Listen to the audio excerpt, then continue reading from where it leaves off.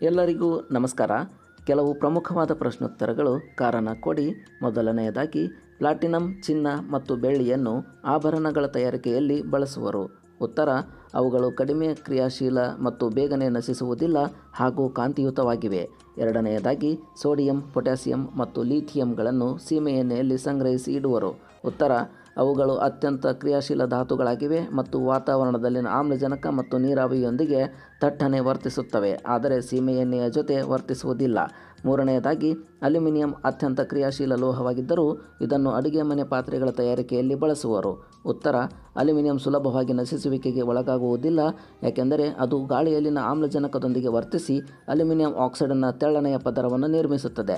ಈ ಪದರವು ಸ್ಥಿರವಾಗಿರುತ್ತದೆ ಮತ್ತು ಇನ್ನಷ್ಟು ಅಲ್ಯೂಮಿನಿಯಂ ಆಕ್ಸಿಜನ್ ಜೊತೆಗೆ ವರ್ತಿಸದಂತೆ ತಡೆಯುತ್ತದೆ. ಅಲ್ಲದೆ ಅಲ್ಯೂಮಿನಿಯಂ ಹಗುರವಾಗಿರುವ ಲೋಹ ಮತ್ತು ಉಷ್ಣದ ಉತ್ತಮ ವಾಹಕವಾಗಿದೆ.